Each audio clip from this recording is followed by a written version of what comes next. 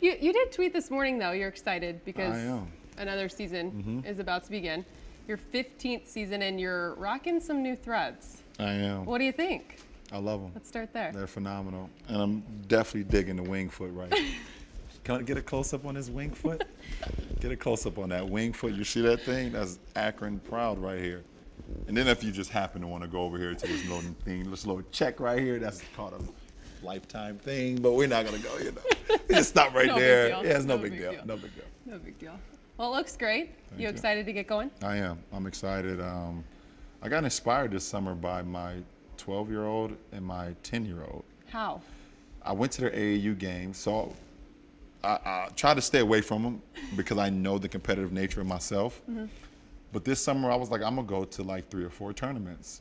And just watching kids at that age play for just the purity of the game, it made me reappreciate the game even more because it wasn't about how many points I can average. It wasn't about, if I'm on television tonight. It wasn't about how many likes I'm going to get on social media after the game. These kids were just playing to see if they can compete in a tournament. And it took me back to when I was, that age playing in those AAU tournaments. And I remembered it like it was yesterday. And I was like, wow, it is June 24th. It is July 28th. And I'm like, I'm ready to get going right now. And it was just the feelings I had. Did you coach them a little bit this summer? Because you always said you couldn't be a coach. I was like an associate. I was like an associate liaison head coach situation. How did that go? It went well. I mean, I think it went well. Yeah, I got into it with a couple other head coaches from opposing teams, but it's all part of the game. But you remained on the floor. I remained. That's all that matters. I did. Did you communicate what you were rejuvenated with to your kids? Absolutely. I mean, I actually thanked my kids, and I apologized to my mother too.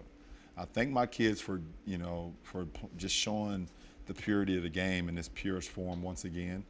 And then I, said sorry to my mother because when I was that age, my mom used to go crazy in the stands at people, go crazy. And I used to like, Mom, oh my God, you're embarrassing me, Mom, stop, just relax. And then I found myself doing the same thing this summer. And I went to my mom and was like, Mom, come here, I'm sorry. She was like, for what, boy? Get out of my face. I was like, Mom, I'm sorry for ever telling you to calm down throughout a game when I was a kid. Now you understand. I understand. Now Yep, you know. I understand. Now, what does that look like as you translate what you saw in the purity to what you've now experienced or said was one of your best off seasons? Yeah. I mean, I feel it's so I can't quite figure this thing out. But I just know I love to train, and it's not even at this point. It's not even for work. It's my lifestyle, and I was at the gym so much this summer, improving my mind, improving my body, improving my game, and it's pretty it's a little scary to see how much I improved, and even at this juncture of my career. Why? Because I continue to step outside the box with things, working on things that I'm not so efficient as other things out on the floor. And when I get into that mode, I can't stop. And that's the mode I was in this summer. A lot of change happened in the NBA. A lot of things happened in general that you care a lot about. Where are you right now as a professional athlete? Well, me personally, I'm in a great place.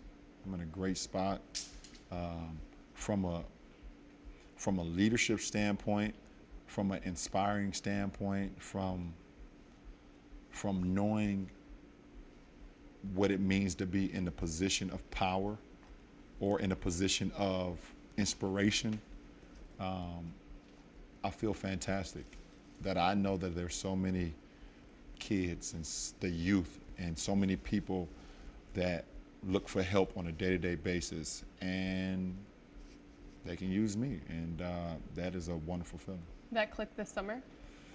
No, it is not like it clicked this summer. I think it through the unfortunate events of what happened with the presidential election, it's risen to another level. And for me, I think it's a plus. You've always said that the joy of the game is what drives you. Mm-hmm. And it will go without saying that it will continue. Yeah.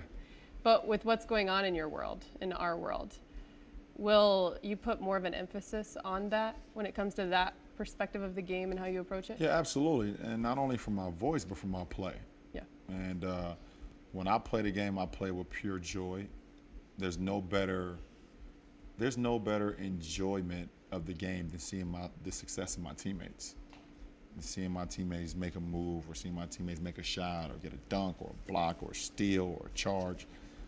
That is the ultimate for me. Mm-hmm. And so not only will I do it with my play, I will also do it with my voice and letting people know how important just the joy of the game. Just we all like to have joyful days, and if you can have a joyful day with doing what you love to do, either if that's playing basketball, or you're a cook or a chef, or whatever that you do. Mm-hmm. If you made the threads of these jerseys, being joyful, I bet whoever created these jerseys, when they seen this go on it, that had to be a joyful moment. Mm-hmm. So that's very enjoyable. You speak of your teammates. You guys just had a mini camp not too long ago, Yeah. and when I saw that picture, depth is what stood out to me. Yeah. You made the comment about it being the most complete roster yet for you here. What stood out to you with your time out there with them? I think what stood out is that guys came in ready to work and excited to work. Mm-hmm. It wasn't like, oh man, we only got 1 week left before the season starts. It wasn't that feeling at all.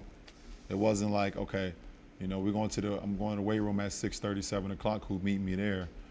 It was like, okay, I'm going with you. Mm-hmm. And that's an eye opener for having guys, especially even with new guys, that was like, we're ready for the long haul, and it starts now. So, as the leader of a team, it was great to see that. What do you like about the depth at your point guard position? It's really, really good. Mm-hmm. Not only do we have a past MVP, we got electrifying point guard in Isiah as well, and we got even 2 more guards in Jose, which is a impactful, solid point guard for years, and we still developing K as well. So we're loaded at the point guard position, which gives us a lot of depth that we haven't had a lot since I returned here. When it comes to your records and your accomplishments, you're as humble as they come. But embarking this season on joining a very big accomplishment. What is the it? 30,000 point club. Does that number jump out at you at all? Obviously not. I didn't. But when I didn't you know. hear that, I know there's not a long list. I don't even know, maybe 8 or 9 guys. Maybe 7. Maybe 7. You'll I'll be be 7. So 6 guys right now. Mm-hmm. In the history of the NBA, I think that's great. I mean, I wish I know it doesn't seem so exciting to me right now, but I'm looking at it, it's only 6 guys that ever been able to do it in the history of our game, and we know the long list of names that's played this game that's been great basketball players and done so many great things, and to know that I'm embarking on that accomplishment is it's a tribute to not only my teammates, not only my coaches, throughout my 14 years so far, about to be 15, my family and friends, but also to myself, being able to just commit to the game and go out and do the things that I can do every single night. So I don't know. I know I don't seem too happy right now, but it's a pretty cool thing.